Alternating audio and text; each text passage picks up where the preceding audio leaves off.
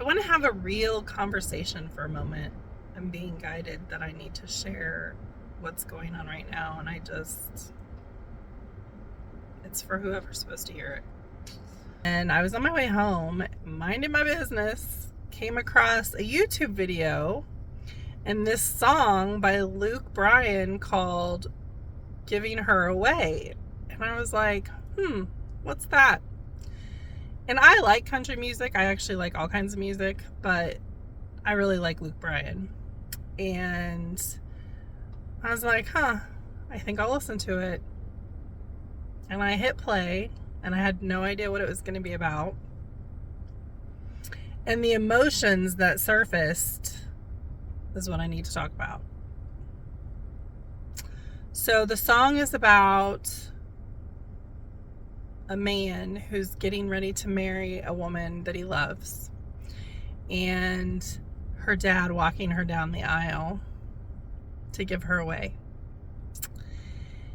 And he's talking about loving her and how hard it's going to be, I'm sure, as the dad. Like, he's saying, like, I'm sure as her father, this is hard for you to give her to me, but I promise that I'm going to love her and be everything she needs. And it really choked me up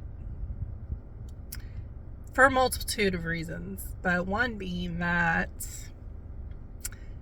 my dad's gone and he won't get to walk me down the aisle. And for as long as I can remember, I dreamed of my dad walking me down the aisle. And now that's not going to happen. So that made me sad. And then just the thought of having someone love me that way, right? Because your dad is supposed to be the first man that you truly love. And I love my dad to this day.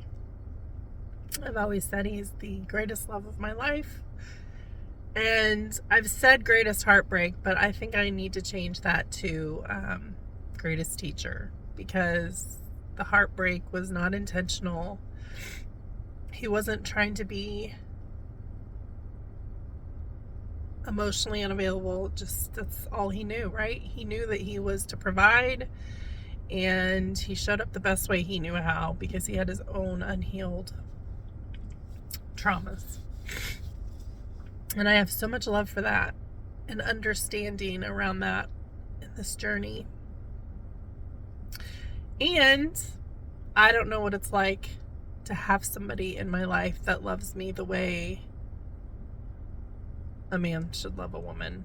And who's to say what that should be, actually? I think in my journey, I have learned that self-love is the most important thing that you can have. And I am 46, and I've never been married. I've never had children. And I mean, I've dated.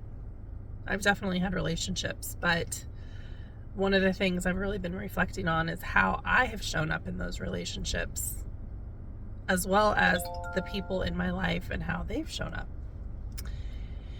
And I've never had a situation where I was somebody's whole world. And I remember that has always been kind of my dream, is like, what's it like when a man like chooses you, right? Because it starts with my father, and my father didn't choose me. He chose his wife.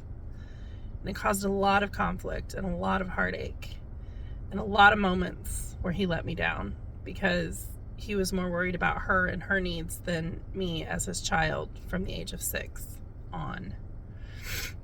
And it was very hurtful. So then I've grown up with a wound of, I want to be chosen. I want to be first. And I've never had a man that chose me first.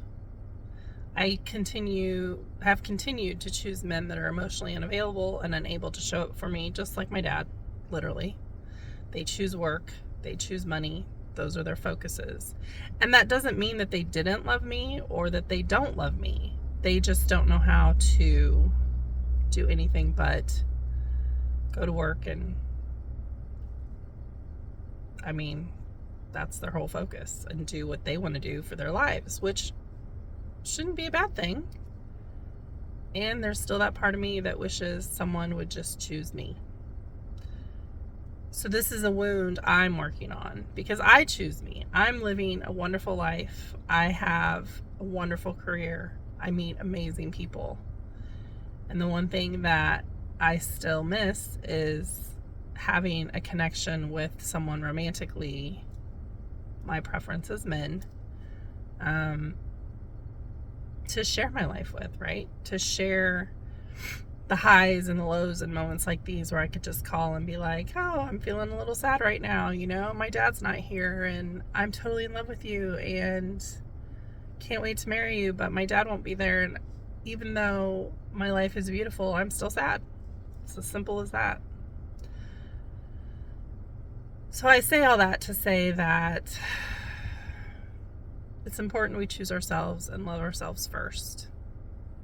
And it's also okay to be human and feel like we want somebody to choose us. Ultimately, we should choose ourselves. But the human side, it's okay to want to be loved. And even if it's not romantic, it's okay to want to be loved by others. And I have wonderful people in my life. But romantically, never been chosen. I've never been the one for anybody to, I don't know the word, sacrifice isn't the right word. Everybody that I've ever dated and truly loved has been unable to forget me. We're civil, we get along. But if it comes down to moving across country for me, or choosing loyalty to me, or putting a ring on my finger, nope, no one's chosen me yet. And that's okay. I just want to validate anyone out there feeling that way. I don't care whether you're a man or a woman. Whoever you love, this is not about that. It's like, for me as a woman wanting a man in my life, yes, I want those things, and I validate you no matter who you love or what your preference is. It's okay to feel the way you feel.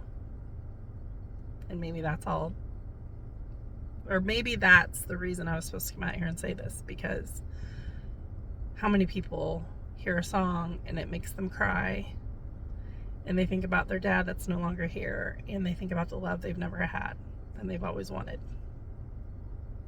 It's just real life, and that's why I'm here, to share my life, to be authentic, to be real and emotional if it's part of it. So have a beautiful, amazing, wonderful day, and know that it's okay to be sad sometimes and miss the things that you've never had, and you don't even know what you're missing, but kind of you think you do based on what society has shown you or taught you.